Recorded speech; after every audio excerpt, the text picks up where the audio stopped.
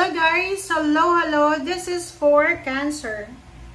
Cancer, welcome dito sa aking channel, Kapalaran 888. Welcome! Alamin natin kung anong messages, vibration, gabay, energy. Okay. Cancer. Okay, first card natin is Pathway, 35. And 25, High Honor. Alright. So, number 35, 8 money to. Okay, Cancer. So, sinasabi ng baraha sa'yo dito na there's parang light sa end of the tunnel. So, maybe you're waiting for a promotion, you're waiting for a salary increase, or maybe you're waiting for lump sum of money. Sinasabi ng baraha sa'yo dito na posibleng eto ay makuha mo na. Okay? So, please comment down below doon sa mga Cancer na naghihintay kayo. Kasi this week ay medyo maaaninag nyo na eh. Like, halimbawa, for a few years, hindi masyadong maganda yung situation mo sa money. Lalo na last year, or maybe few years ago. Yung iba kasi pwedeng nawala ng trabaho, nawala ng negosyo, or kung ano pa man. And dito sa baraha mo, sinasabi ng baraha sa'yo, Cancer, na possible na makuha mo na kung ano man yan na hinihintay mo.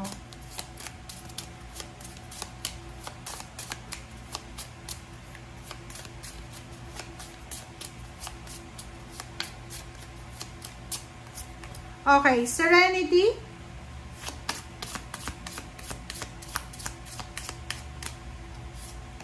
And Clarity. Wow!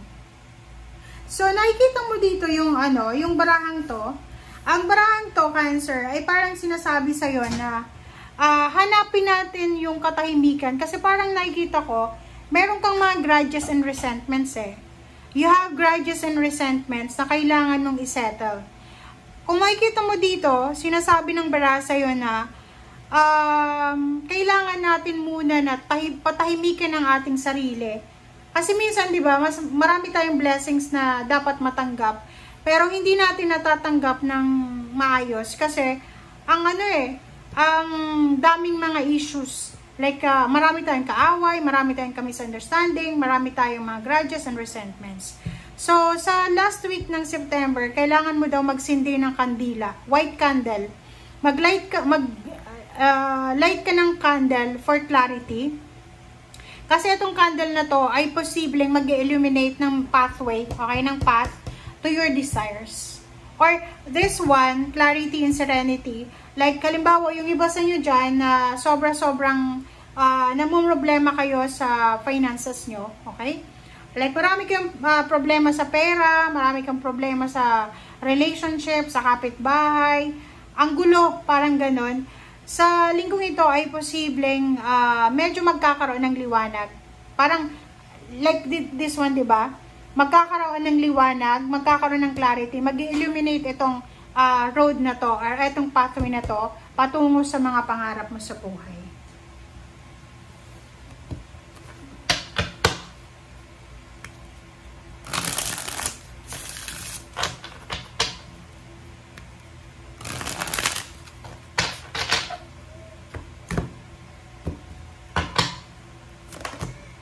Okay, Two of Swords and Knight of Swords. Okay, so these two cards, sinasabi sa iyo ng baraha, Cancer, na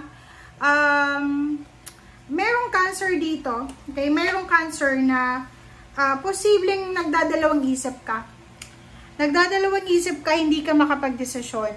It's either iniisip mo yung mga decision mo na pwedeng nagdadala sa'yo ng sleepless nights. Diba? Please comment down below kasi meron dito. Cancer ka ba na babae or lalaki? Na parang ang sinasabi ng baraha dito na nahihirapan ka eh. Nahihirapan kang mag-isip. Nahihirapan kang magdesisyon. And dito sa barahang to, sinasabi na kailangan natin ng balanse. Kailangan nating balansehin ang relationship natin, yung actions natin. Maybe you're having a hard time deciding or maintaining a partnership Maybe may mga cancer dito na nahihirapan kang makibagay sa mga tao sa paligid mo, and masyado kang mainit yung ulo mo eh. So, if parang sa linggong ito na alam mo na medyo moody ka, sensitive ka, siguro kailangan mong umiwas sa pakikipag-usap sa ibang tao kasi pwede kang makakuha ng ka-argumento. Okay? So, this is a warning card para sa'yo na kailangan natin hanapin yung katotohanan. Iwasan natin yung mga issues na pwedeng magdala sa atin ng negativity. Like yung mga chismis, kasi to air signs to, Gemini, Libra, and Aquarius. Pwede kang makatanggap ng chismis, kwento, or ano pa man na pwedeng ma-stress ka. Nine of Swords, hopelessness, anxiety, trauma, worry, fear, nightmares. Diba? Sabi ko sa'yo meron kang desisyon na pinag-iisipan na nahihirapan kang magdesisyon. Kumbaga natatakot ka. Isa sa mga fear, isa sa mga dahilan, rason kung bakit ka hindi makapag-desisyon because of fear. Nahihirapan ka na mag-reach out sa mga tao, nahihirapan ka na humingi ng tulong sa mga tao, kasi maybe may kasalanan ka or natatakot ka na baka hindi ka makakuha ng tulong. Sinasabi ng barahan na to na kung may mga problema tayo, huwag tayong magtago. Kung may mga nararamdaman tayong kalungkutan, mga disadvantages sa buhay natin, huwag tayong magtago, huwag tayong maging malungkot. Okay? Share your trauma, share your anxiety sa mga tao na pwedeng makatulong sa'yo. And huwag tayong masyadong mag-expect sa future. Yun nga sabi sa'yo dito, go with the flow lang muna para maiwasan natin yung sobra-sobrang pag-iisip. Okay? Sobra-sobrang pag-iisip.